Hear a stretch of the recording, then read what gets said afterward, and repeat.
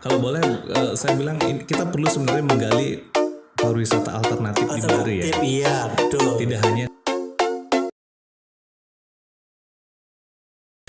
Halo sahabat literasi semuanya, jumpa lagi sama aku Eka Mahardika di acara Lipot Literasipedia on the Spot. Hari ini kita udah kedatangan narasumber yang luar biasa. Thank you. Yang pertama ada Dr. Dwi Wisasmara. Halo, selamat siang Dr. Dwi yang gabung via live Instagram bersama kita ya. Gimana, sehat Dr. Dwi? Sehat-sehat mereka sementara saya. Iya, thank you banget ya. Belum bisa join di sana karena masih ada tugas soalnya. Iya, sudah bersedia diganggu aja, kita thank you so much ini karena udah lama banget nunggu ya kapan ini kita bisa ngobrol bareng. Dan yang kedua kita punya Pak Wayan Supartana dari Desa Sidakarya. Beliau juga adalah seorang perjuru desa Sidakarya dan beliau adalah praktisi di perhotelan. Selamat datang Pak Wayan. Ya, Niki siap tak kita bergeser Niki beliau. Selamat ya. siang. Ini luar biasa sekali Pak Eka, Wayan. teman-teman semua. Selamat siang Dr. Dwik. Iya, oke. Hari ini kita bakal bicara tentang dua topik yang sangat sering kita jumpai dan kita udah ketemu dengan narasumbernya hari ini, ada Dr. Dwi sama Pak Wayan. Nah, kita bakal bicara tentang bagaimana keadaan kondisi Bali yang sekarang sudah dibuka nih, Pak Wayan. Sekarang udah dibuka, kemudian yang menjadi pertanyaannya kan sederhana. Ini protokol kesehatannya bakal kayak gimana? Walaupun sudah ada himbauan, udah ada aturan, udah ada implementasinya juga dengan segala macamnya. Tapi di sisi yang lain kita masih banyak punya kendala. Nah terkait dengan ini urusan perut lagi nih. Hari ini perut lapar, kan itu masalahnya hari ini. Prokesnya harus dijaga. Bahkan bahasa yang nyeleneh yang sering saya dengar nih di lapangan Pak Wayan. Satu sisi prokesnya ketat, di sisi yang lain perutnya lapar. Ini yang mana harus kita jaga duluan ini atau harus sama-sama dijaga? Saya pengen ke Dokter Dwi dulu deh sebagai praktisi di dunia kesehatan. Gimana Dokter Dwi nih bicara kesehatan kita hari ini? Terima kasih lagi terkait pariwisata yang sudah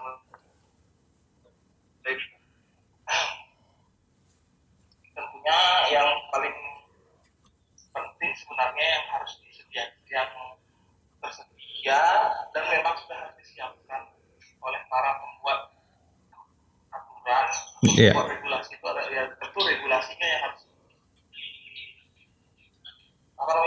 dibuat dengan lebih baik dulu. Iya. Gitu, karena terkadang apa yang ada di atas atau apa yang diciptakan oleh pembuat regulasi atau istilah kita bilang pemerintah itu kadang-kadang saat di bawah itu pelaksanaannya kadang masih miss, entah itu dari komunikasinya, entah dari mungkin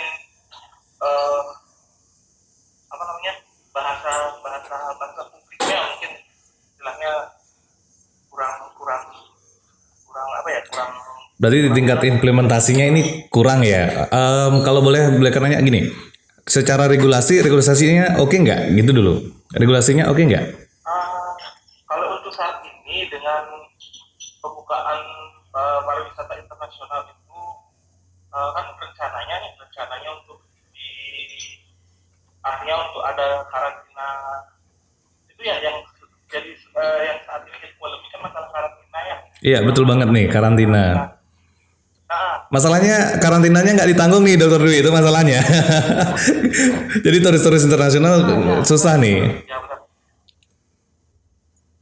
Nah itu kalau kita ngomong dari segi tentang medisnya ya, kalau saya pribadi dengan karantina 5 hari menurut saya sebenarnya kalau dari segi medis sangat pasti kurang lah ya, cuma ya kalau kita harus karena udah ada pariwisata atau sosial lah kita bilang itu sebenarnya cukup baik BK-nya dengan karantina 5 hari saya rasa cukup, tapi dengan catatan di hari keempat itu kalau bisa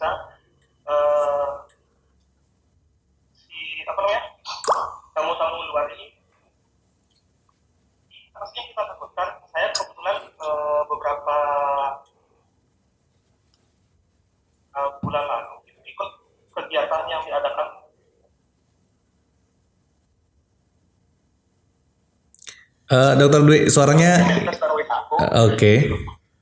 Ya, lanjut. Mungkin ada gangguan sinyal tadi. Silakan lanjut.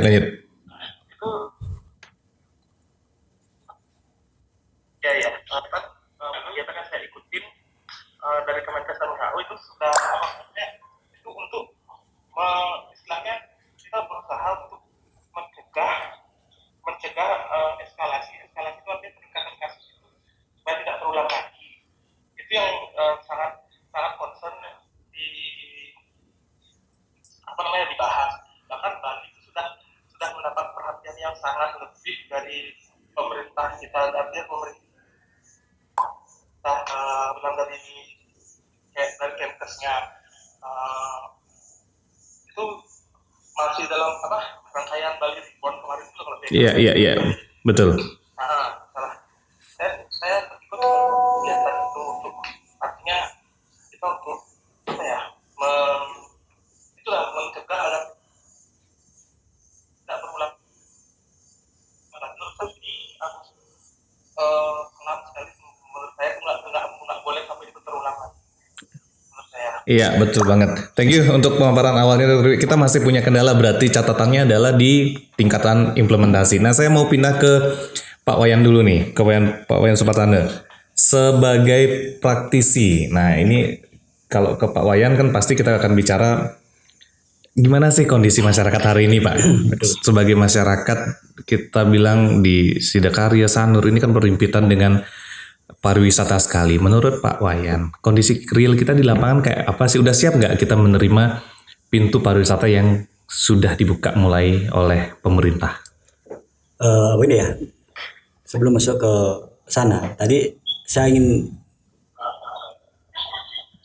detailnya apa yang dikatakan Dr. Dwi tadi terkait dengan kedatangan tamu wisata asing, terutama kan memang betul sekali. Kalau saya menanggapi tentang karantina, karena begini, kesiapan kita di pariwisata, terutama pelaku pariwisata di hotel semua, tentunya kita udah siap sekali sebenarnya. Oke, siap sekali Pak Wayan Siap ya. sekali sebenarnya. Kenapa? Ya. Pertama yang kita lakukan di bulan Juli. Oke. Prokes itu udah kita terapkan semua. Alat-alat sudah disediakan di masing-masing hotel. Ya, jadi kita udah kesiapan. Dan kedua, sudah ada simulasi.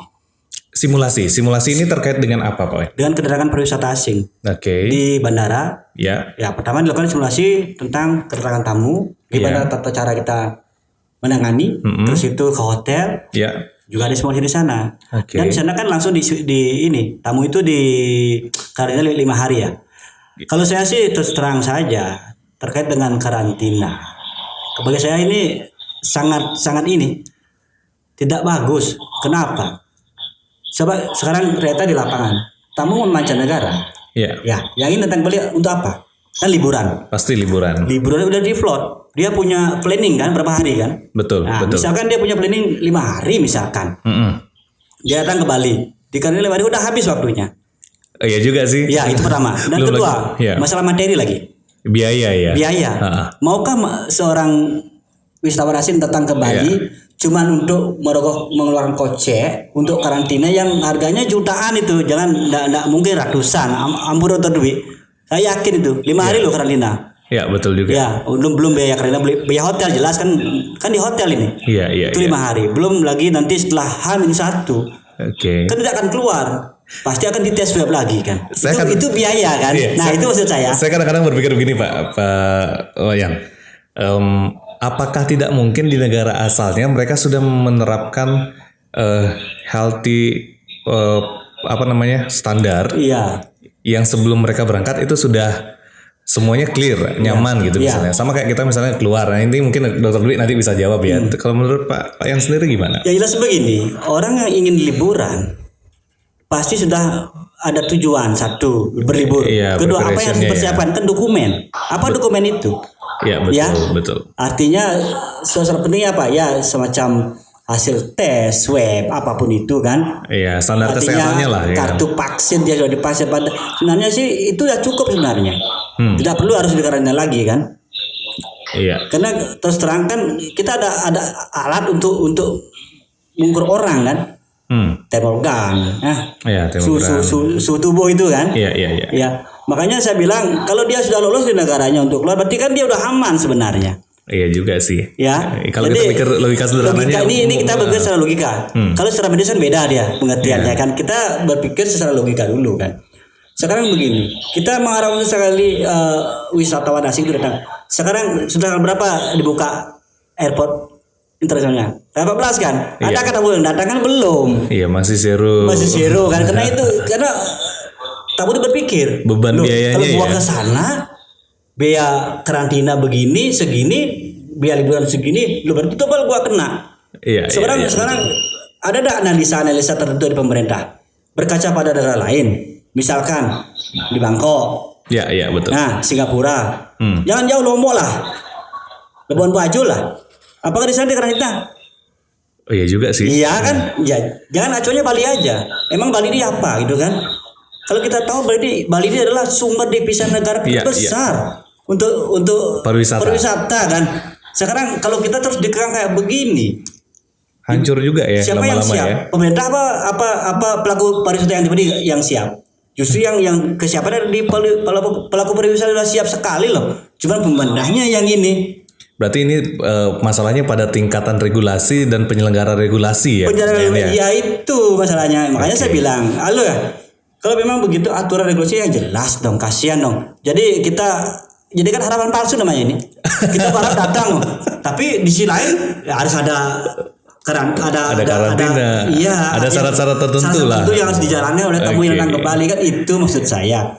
Makanya sekarang untuk masyarakat Bali lah, terutama Bali. Sekarang kita prokes harus begini, himbauan harus begini. Tapi kita relatif lawan gimana? Iya, betul banget. Masyarakat Bali apa yang dibuat? Perut sekarang. Iya juga, karena semua hampir Selama 2 tahun ya. 2 tahun lah ada pelaku pariwisata, terutama yang pekerja kontrak. Iya, betul banget. Kan sudah diberhentikan, dirumahkan kan. Iya. Sedangkan selain itu dia gak punya profesi lain. Di pasar contohnya, Sanlu sudah karya. Coba sudah karya. Pelaku pariwisata yang diberhentikan. Pelaku kalau permanen sih masih bekerja dikasih gaji. Iya. Artinya begini, kalau permanen yang sudah jadi staf lah. Bayangkan, ada yang dapat gaji 25% per bulan. Makan apa? Bisa apa ya? Terus kedua ada yang kerja cuman dihitung harian. Kerja baru dikasih duit. Kalau nggak kerja nggak dikasih. Dapet. Sekarang Ya, kalau kita berpacu pada perekonomian yang baru, ingin berdagang menjual udah banyak. Iya, karena pilihannya nggak ada ya. Ada kan? pilihan. Semuanya balik ke Itu situ. masalahnya. Makanya saya bilang tadi, oke lah kalau ada himbauan tertentu dari pemerintah kita harus begini kan, tapi kan harus ada solusi lah. Iya betul. Tahan dulu Pak ya. Saya mau pindah ke Dokter Dwi dulu nih. Kita sedikit ngobrol terkait dengan masalah prokes ini, Dokter Dwi. Tadi disebutkan penyelenggara pariwisata kita sebenarnya secara garis besar makro mereka sudah cukup siap. Bukan cukup lagi, sudah sangat siap bahasanya tadi untuk kemudian menerima pariwisata. Nah, sekarang dari sisi medis sendiri dengan aturan dan regulasi yang sudah dihadirkan pemerintah ini apakah nyambung, apakah sejalan atau sebenarnya ada catatan-catatan tertentu menurut Dokter Dwi yang seharusnya dilakukan oleh pemerintah? Sebenarnya begini ya, untuk saat ini terus terang aja kalau kita mau berbicara dari sisi medis itu nggak akan bisa itu nggak akan pernah bisa nyambung dengan maksudnya dengan situasi realita yang terjadi di lapangan ya. realita yang terjadi di lapangan itu sangat susah untuk kita mau punya kalau kita ngomongin teori loh ya, maksudnya saya teori tentang virus ini loh Iya. tapi kenapa sih sekarang masih kita maksudnya berharap jadi karena kita lihat track record kita dari awal pandemi kita dari awal pandemi dari tahun waktu COVID ini belum masuk ke negara kita banyak tuh lawan lokal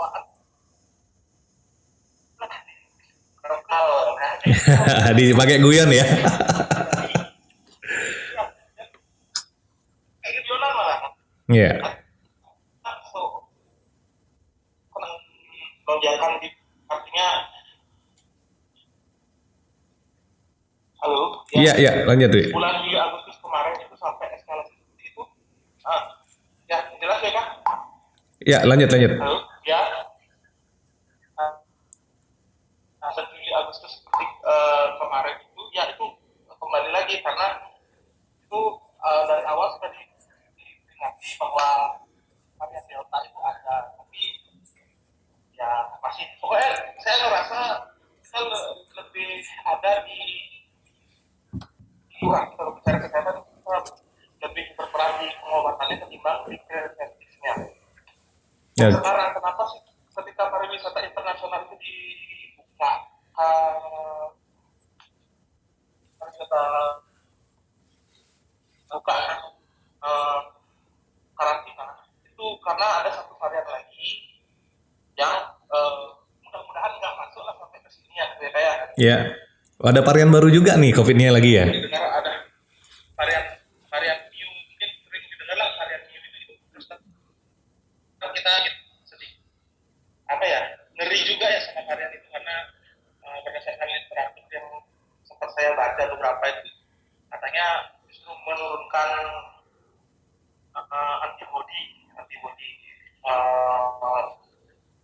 dari tubuh manusia, walaupun itu manusia sudah divaksin itu sebenarnya mungkin lebih ke sana aja ya untuk protektif kita ya. Cuma itu tadi kalau misalnya karantina dilakukan, kembali lagi dari sisi pariwisata ya kembali lagi apakah tamu-tamu yang akan kembali uang itu kan ya jelas orang pasti ragu kan kayak tinggal biaya tambahan, waktu tambahan itu kan sulit juga ya buat mereka gitu. Ya. Dokter Dwi sendiri melihat, sorry, saya potong. Kalau melihat varian yang model begini dan variannya oke lah, ini mutasi virusnya kan mungkin akan terus berkembang ya. Kita juga nggak tahu ya kemungkinan lanjutannya. Tapi apa yang disampaikan Pak Wayan tadi ini kan kita bicara selain bertahan dari menjaga kesehatan, kita juga bertahan dari perut lapar nih hari ini. Ada nggak tips dan triknya Dokter Dwi ini untuk masyarakat Bali ke depan, bagaimana sih sinergitas ini? Kalau menurut saya ya kalau misalnya artinya masih bisa artinya sesuatu yang sekarang itu sudah jalan tengah nih kayak dengan karantina 5 hari, tapi dengan catatan di hari keempat itu dilakukan PCR ulang. Itu karena apa? Ini yang ditakutkan ketika dia baru kemasukan itu kalau begitu baru kemasukan di PCR itu bisa saja hasilnya negatif, belum tentu hasil positif. Ya, tapi kalau virus itu baru masuk, itu yang ditakutkan. Ada nggak gini? Saya kan kadang-kadang nanya begini. Ini kan kita bicara pencegahan preventif banyak ya.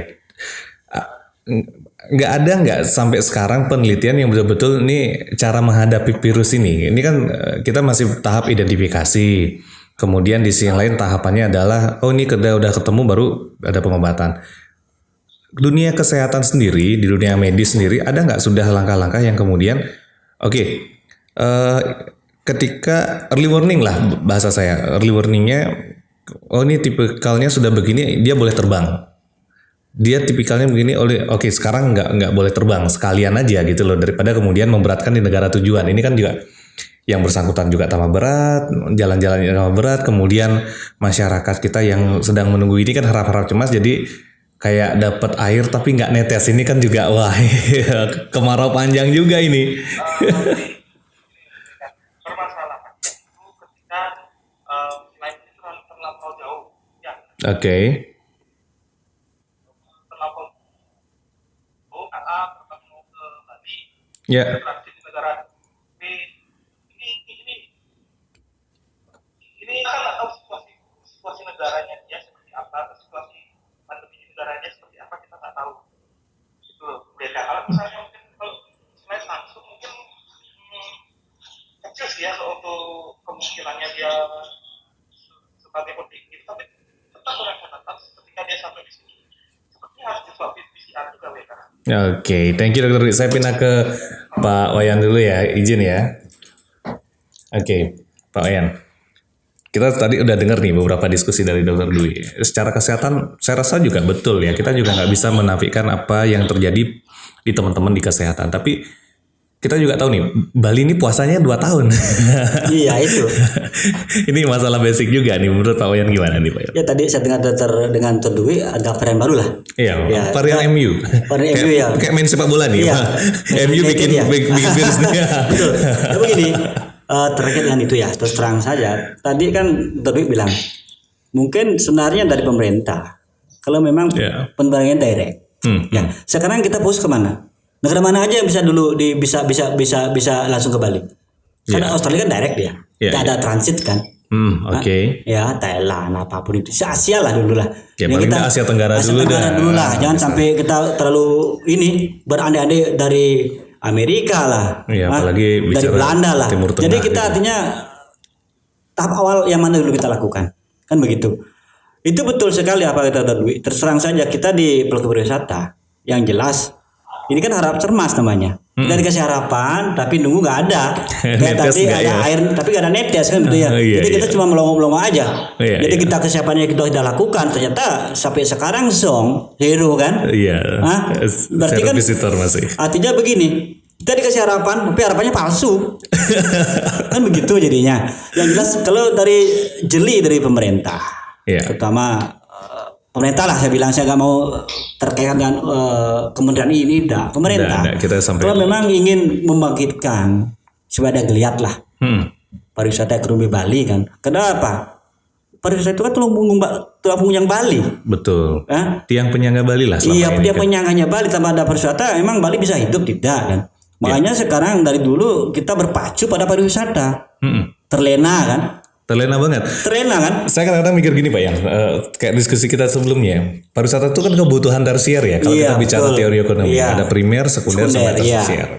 Kita penopangnya di tersier. Orang kalau udah makan, udah punya rumah, baru mikir liburan. Liburan. Nah, bisnis kita di liburan nih. Iya, iya. Kita lupa kenapa nggak kemudian main di first stepnya di bisnis makanan, di bisnis properti dan kita Bali kan punya aset banyak nih, tapi sangat jarang sekali kemudian generasi muda lah saya bilang mengelola Bali ini dengan mengelola aset-asetnya, tradisinya, budayanya, agamanya. Saya sering dulu Pak ya nih, kalau saya lagi nari ke hotel misalnya, kita tuh bawa truk, jadi masih kayak diupah, Iya. belum betul-betul oke nih ke hotel nari dan betul-betul elegan. Enggak nih. Iya. Ke hotel nih kayak penampungan aja kita nih. Iya, betul. Ya itu dah, artinya begini. Kan ada potensi yang perlu digali Iya. kan, untuk menunjang daripada pariwisata kan. Iya. Karena memang betul sih pariwisata itu tulang punggung kita di Bali. Tiang Iya. punya kita memang pariwisata. Tapi ada potensi yang perlu digali. Misalkan turis ke sini datang mau ngapain? Kalau kita bilang mau nyari pemandangan, nonsen. Di luar negeri banyak pemandangan yang bagus. Iya, saya pernah Pantainya bagus. saya pernah 2 bulan di Papua itu lebih Iya, hebat ya, betul. luar biasa.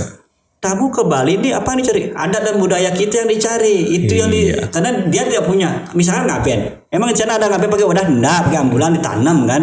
Iya juga sih. Tapi kalau dibeli kan, nah, prosesinya itu dia kagumi. Tapi Adatnya masih kental kan. Bali punya ngaben baru nih. Iya, betul. Ngaben dengan ambulan sekarang. Gara-gara Covid ya. Terus COVID kan, pakai ambulan. Jadi yang nanam nggak warga. Iya, Petugas petugas, ya. ya, itu namanya artinya memprotek diri kan, artinya Betul. supaya tidak tertular. Ya itu yang saya bilang tadi, bahwasanya potensi inilah yang kita gali. Iya. Artinya misalkan kita punya perkumpulan komunitas lah untuk Hindu terutama kan. Iya. Ya ada komunitas apapun itu. Coba sekarang kita gali, terutama untuk lontar-lontar loh. Iya, benar banget. Lontar Literasi kita ya. Iya, begini. Di negara lain kan tidak ada lontar. Karena lontar itu semua tertuang di sana. Iya. Seni kerawitan tuh tadi saya terutama yang sakral kan. Itu tertuang di lontar. Ada lontar Prakempol, Agong Wesi lah kan. Iya, macam-macam lah. Iya, Iya. coba itu kita gali. Jadi kita tunjukkan ke wisata asing di Bali, dasar pondasinya ada yang inilah yang terjadi. Itu kan sakral. Iya, kalau boleh saya bilang kita perlu sebenarnya menggali pariwisata alternatif di Bali ya. Iya, betul. Tidak hanya kemudian jualan pemandangan.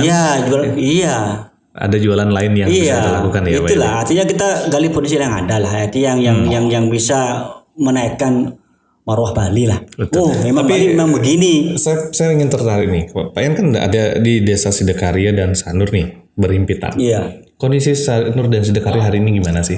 Kalau sekarang kalau kita mengacu pada kehidupan terus terang saja, karena kan ini ekonominya kan belum menggeliat. Ya, Ya, yang jelas uang makan untuk hari ini kita udah bersyukur semua. oke. Betul kan? Kenapa? Kita harus kemana? Karena kebanyakan teman-teman yang ada di Sidakarya lah dan di Sanur, kebanyakan kan orang-orang pariwisata, pelaku pariwisata. Iya. Jadi mau berani kemana berani? Kalau misalnya gini, Sanur dan Sidakarya sudah siapkah dengan prokes kalau pariwisata ini betul-betul dibuka? Kalau begini, kalau mengacu pada itu kesiapan kita ya, Iya. terutama yang ini kan di Hanur bukan di Sidakarya kan? Sanur ya? Iya, Sanur kan yang wisatanya kan di Sanur semua. Iya, Kita kan main dari di Sanur. Sanur ya. Kalau kita lihat kesiapan sih, mohon izin dokter, kebanyakan hotel itu sudah siap dari dulu sebenarnya. Iya, Dari kan bulan Juli. kalau nggak salah ada sertifikasi CHC. CHC. Iya, itu kan itu perpaduan untuk menunjang daripada kesiapan kita kan. Iya. Karena itu menyakup semua CHC itu. Dan hotel-hotel yang sudah mendapat sertifikasi CHC, hotel yang sudah berbintang, bintang 4 lah, bintang 5 lah. Iya. Kebanyakan. Artinya itu kesiapan sudah. Tapi apa kabar dengan misalnya nih, saya nggak tahu nih Pak ya. CSE bintang 4, bintang 5. Apa kabar dengan kemudian villa-villa kecil, homestay kecil itu apakah juga harus ada aturan sampai ke tingkat itu atau belum? Sebenarnya sih harus, karena itu kan merupakan sertifikasi kan, hotel itu layak enggak layak. Villa layak enggak layak. Iya. Dihuni kan. Iya, Tapi terkadang kalau mengacu pada itu bukan ranah saya. Kan saya cuma sebagai pemantau dan melihat ya. Yang jelas kalau saya sih ya saya udah yakin karena pernah saya sering ke teman-teman yang di hotel lain kan, karena kita juga aktif di dinas kan. Iya. Jadi kita berkunjung itu ya saya lihat sih sudah banyak terpampang sertifikasi Sertifikat iya itu, CHC ya. itu. Jadi kan itu kesiapan kita penunjangnya Ya. untuk normalisasi ini kan. Iya. Nah itulah makanya kalau bilang siap, kita memang sudah siap. Takutnya pemerintah siap enggak kan gitu ya. Iya, Kesiapan juga sih. pemerintah kan sekarang ada dilema, ada karantina lah kan begitu. Kalau memang kita udah siap, ayo kita siap. Iya. Ya, jadi regulasi itu harus dijalankan. Artinya regulasinya apa? Jangan dibebani oleh wisatawan. Kalau memang kita siap ya kita lah yang menyiapkan itu semua dengan gratis gitu kan. Jadi Ya, wisatawan, oke. gua gratis karena ini sana aja. Jadi gak terbebani loh. Iya, Jadi iya. kalau memang udah, makanya saya bilang pemerintah siap enggak? Ini kan pemerintah udah siap. Kalau ingin membuka akses pariwisata Bali, ya kesiapannya menyediakan itu, perasaan itu disediakan semua, ditanggung oleh pemerintah lah gitulah. Iya. Ya artinya kerjasama lah, artinya ada kolaborasi antara pihak pemerintah dengan pelaku pariwisata, gimana caranya? Ada win-win solution ya. Solutionnya harus ada, jangan Oke. jangan dibebani oleh yang berkunjung. Kalau saya pun nanti misalnya saya mau berkunjung ke luar negeri, saya dibebani, enak saya tidur di rumah, kasihan loh. Anggap saya punya uang 5 juta, jadi beban itu jutaan juga. Iya. Gaya nginep di hotel berapa? Iya, betul. Ya, belum nanti setelah itu kita harus di swab, biaya berapa? Belum tes PCR dan Terus bisa, seterusnya. iya itu maksudnya enakan kita di rumah. Hah? Jadi jangan staycation dulu ya. Iya Stay at home. betul, iya stay at home aja di rumah gitu. Ampun dokter Dwi, cuman gini. Oke, saya mau ke Dokter Dwi dulu nih. Ini keren nih diskusi kita hari ini. Jadi ada something yang harus kita betul-betul bahas. Bagaimana sih kombinasi kita yang oke nih Dokter Dwi ya? Kombinasi antara dunia kesehatan dan pariwisata sehingga kita we have a solution now. Ya, enggak yang sebenarnya menjadi bahasan beberapa waktu lalu itu saya bahkan mungkin beda-beda sekelas mungkin zaman kelas menteri pun sudah memikirkannya gimana Bali bisa tetap jalan Ya. dengan pariwisatanya tetap jalan, pertama ada budayanya juga tetap jalan. Ya kalau dari saya pribadi mungkin mereka ini semua maksudnya semua punya peranannya Ya. dari semua aspek punya peran. Sedikit dulu ya terkait dengan karena memang kita di Bali ini kan buat dengan pariwisata, salah satunya pariwisata budaya gitu ya. Iya, betul banget. Menurut saya, pariwisata satu nggak bisa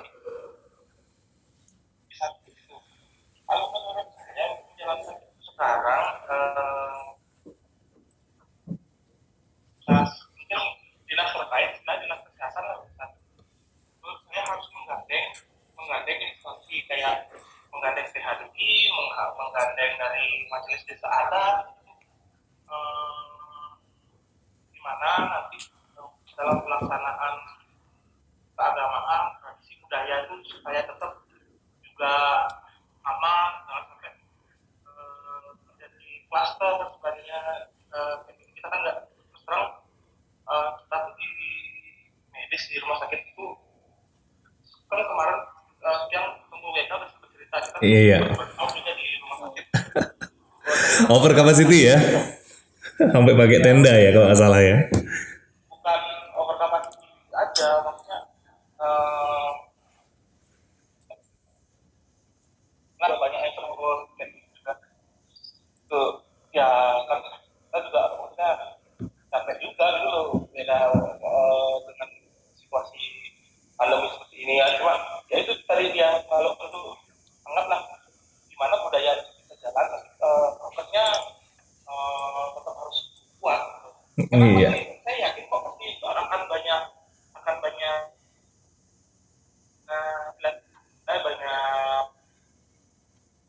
yang susah untuk menerima hal tersulit untuk diterima itu adalah bahkan ada bukan ya seperti itulah modelnya mungkin Iya. bisa didiskusikan lah untuk membuka agama, tradisi budaya itu harus menggandeng terkait bisa kita jalan. Iya, berarti semua stakeholdernya harus disatukan ya, Dr. Dwi ya. Nggak bisa dari dinas kesehatan punya kebijakan A, dari Dinas pariwisatanya kebijakannya B atau C plus malah. Oke. hanya seperti apa dan kedua menurut saya itu pengawasan di lapangan sama mekanik, karena Apura itu yang memang karena dia juga orang Bali yang sering sekali melihat kegiatan yang langsung ya, memang sih istilahnya berusaha ya, mungkin saudara-saudara kita tuh progres tapi kayak masih setengah hati loh melakukannya. Iya. Makanya harus dalam kondisi di level pengawasan itu memang masih harus ada pengawasan seperti Miki, entah itu dia masker, minimal masker aja, masker artinya agak susah ya kalau kita dalam menjalankan budaya panitia ada itu agak susah ya. Minimal masker aja dah gitu loh. Iya, betul banget. Minimal masker dan paling enggak hand sanitizer ya. Hand sanitizer ya, masker hand sanitizer itu kan minimal dulu untuk mencegah ini. Karena memang saya berpikir, maksudnya saya udah nggak berpikir dari segi kesehatan aja. Kalau dari segi kesehatan yang paling aman kalau mau karantina itu harus 14 hari. Tapi kan itu jangan 14 hari, 5 hari itu sekarang masih menjadi polemik kan. Iya. Benar banget. Dan itu luar biasa. Oke, thank you Dr. Dwi. Mungkin sebelum saya lanjut, Dr. Dwi mungkin ada satu tips, saran, dan pesan untuk seluruh keramat Bali yang menonton tayangan ini, yang nanti kita akan share di YouTube juga ya. Kira-kira mungkin ada sesuatu yang bisa Dr. Dwi sampaikan. Karena saya ingat tadi Dr. Dwi punya waktu sampai pukul 3 ya kalau nggak salah. Karena sebentar lagi juga akan melanjutkan kegiatannya. Silakan Dr. Dwi, kita berikanlah sedikit edukasi dan saran kepada seluruh keramat Bali agar semuanya terjaga dan siap. Ya, kalau untuk saat ini terus terang mau tidak mau WK yang suka tidak suka kita harus aktif. Kita nggak bisa kan ngeblame terus ke pemerintah dan sebagainya. Kita harus kasih reward juga ya ke pemerintah, karena dalam beberapa bulan ini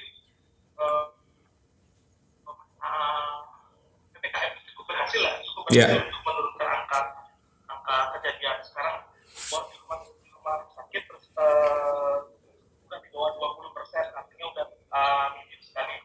Nah, harapan saya kan ini tetap bisa dipertahankan dengan cara apa ya, tetap prokes. Kalau kita vaksin ini harus segera artinya kalau masyarakat tempat-tempat kita di Bali, tempat pariwisata dibuka, vaksin ini harus segera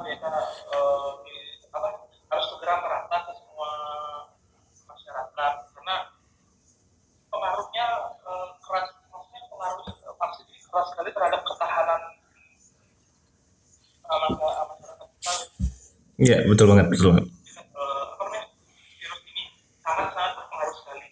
Mungkin saya kalau belum vaksin nggak ngerti lagi dah saya gimana waktu saya vaksin. Nah, 16 hari saya harus istirahat. Prokes itu harus tetap dijalankan. Kedua, kesadaran pertama yang melihat ini, ayolah milenial kita, ayo sadar, jangan anggap kalau nggak penting sekali.